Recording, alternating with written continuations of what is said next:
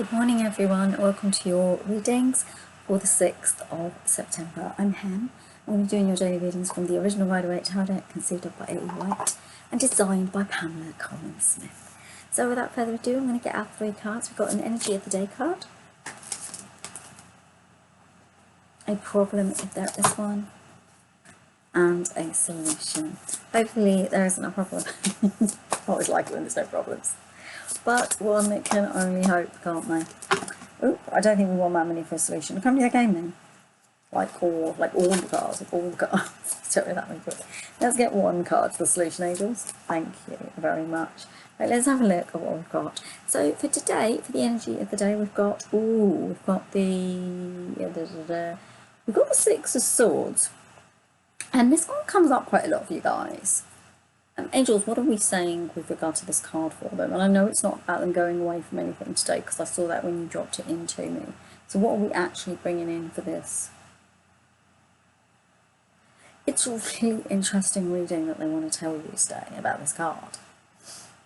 What part of you, because remember we've been talking this week about letting go of a belief or a feeling or something that you've been holding on to.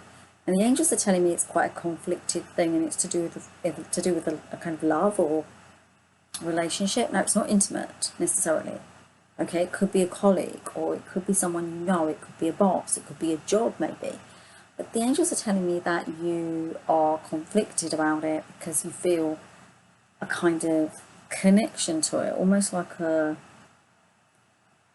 it's a little bit like the Devil card in a sense. You feel a kind of bondage to it. You don't really want to let go of it, and you're really sad about releasing it. But the angels are telling me that it's for your betterment that you let go of the feeling. This is an emotional thing, right? It's an emotion that you're feeling. They're saying to me, let go of the emotion. Tell them to let go of the emotion that's connected to this so they can release it. Because what they're saying to me is you're not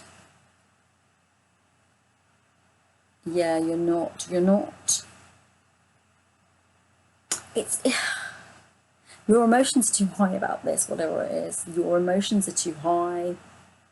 It's really funny. It's like, remember I spoke about maybe someone's leaving home, or you're starting something new, or you're doing something new. But it's really weird. It's like you feel you're a little bit annoyed about releasing this. Okay, maybe for some of you, the angels are telling me to say, yes, they get, for some of you, this could actually be a difficult situation. And what you need to let go of is tricky for you. It's a feeling, because I'm getting it really deep in my heart, and it's very, very emotional. You're very emotionally attached to it. But the angels are telling me you don't have a choice anyway. It's shifting anyway. You don't actually have a choice. Your emotions might be in that space today on this Friday. You may be feeling it somehow, connecting into it somehow, feeling. It's so intriguing. It's as if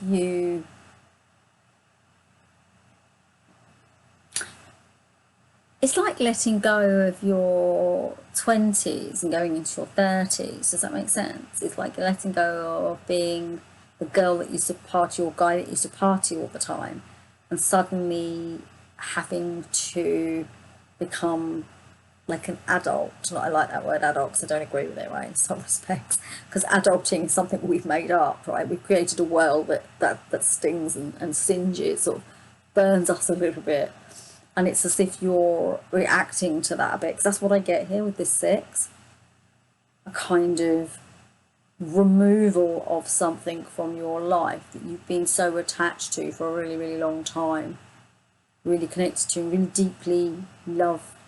You love it, but you're angry about it, so there's a conflict within you about it. I hope that makes sense, right? Yeah, so let's have a look at the solution. Not solution. A problem if there is one. There's no problem anyway. We've got a Magician, so it's a major arcana card, and you've got the Magician, so this kind of weakens anyway, right? The angels are telling me you can transmute the feelings that you're feeling. You can magically alchemize them. Now, how do you magically alchemize them? because you've got to shift your perspective. What I'm getting here is that you, look, let's be honest, we have some tried and trusted roots of being as human beings, right? We behave in particular ways, right? First thing, over control. There's over control. The human species are over controlling, and they're not just over controlling of themselves, they're over controlling of one another too, right? They don't respect people's wishes, they don't hear things. Each individual is an autonomous individual, and they're allowed their autonomy. They're allowed their feelings, they're allowed their being, right? This card is about the individualized aspect. It's come up about the individualized aspect, the alchemical process of removing and shifting. But this is in a good way. This is a positive message. Everything is happening because it's happening, but it's responding to it with love to every single individual in the story. Not just saying, well, I know best. You need to do the way I want you to. You need to do it the way I want you to. That kind of thing, okay? So the magicians come up to tell you that you can magically transpose those old ways of thinking and being. You don't have to be the way... I lost my thread there, sorry. What I was trying to bring up there was we've been trained to believe and think in particular ways, and therefore humans can be quite dictatorial.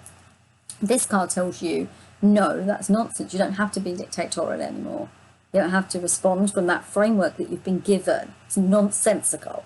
Why are you responding from that? Because you've been trained to do that. You're magical. You're already the magician. You don't need this system or the ethos of the system to dictate to you who you need to be. You're bigger and better than that. And we respond from a place of love, and then we respond better. There is love in this, by the way. It's just a kind of I can't bear it feeling. There's an I can't bear it feeling. Like I say, children probably going off to school, maybe kids going to university, that kind of thing. And it's I can't bear it. I don't want to lose them. You're not losing anything, because life is made up of tiny little losses anyway.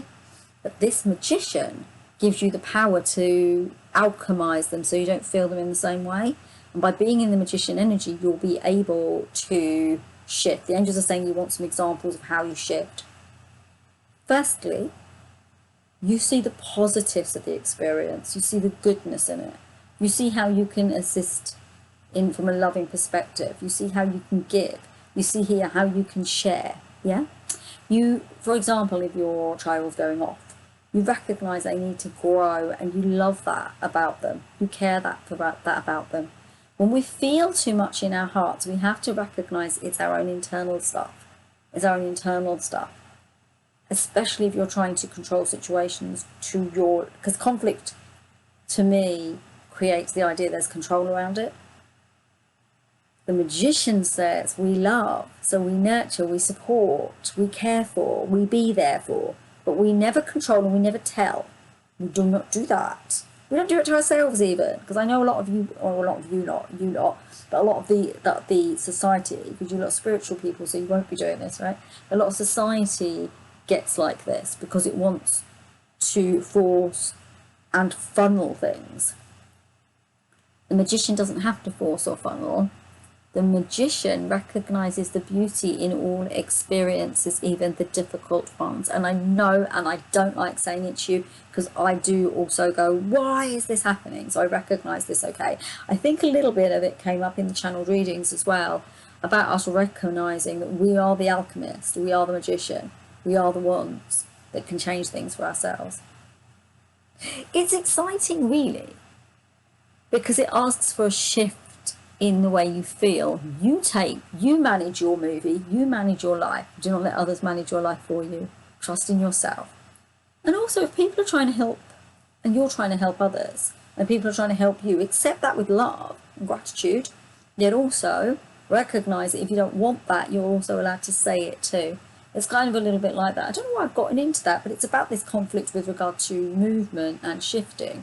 And the magician's telling me, the angels are telling me, the magician, it's about recognising your place as a person. And they're asking me to quote Byron Katie's business stuff, where she says it's my business, your business, or God's business. If it's your business, I can ask to help you, but if you say no, I have to respect that. If it's God's business, there's no one, none of us have any rights to be in that. And if it's your business, I certainly don't need to be in your lane, because that's your lane. You live your life the way you want to for as long as you can, because that's what you deserve, and that's what the magician's about. It's about alchemizing your freedom, being in your freedom, trusting in what you want, trusting in who you are, and not letting anybody go over that, but also recognizing who those people are. Because a lot of the time what happens is when we play the magician and we bring this out and we start to see who we are and alchemize our individuality and our strength and our power, we suspect the wrong people and we don't recognize the right people. Some of us are not interested in managing other people, but some of us are. And the magician asks you to just manage your own life and stop there. Be magical, be whole, and be full. I kind of lost myself a bit in the train of the way that the society works to make us feel we're not magical. Hope that made sense. But what I was trying to illustrate was that often we get conflicted because we've been given messages by society that we need to think a particular way. Then we step into tried and tested and poor methods of behaving that society has shown us as right. Then we lose our ability to magically manifest and create and alchemize our situation into better ways. Okay, I hope that makes sense. I know that was a little bit wishy-washy because I think I lost myself because I forgot what I was saying when I went into the second part. So I hope you got that. And if you are confused, do ask me in the comments and I will make more sense of it for you. Okay, my darlings? Because I was listening to the angels and I was also seeing a point coming through me too at the same time. There was a solution, but there wasn't a solution, so we didn't need one, did we?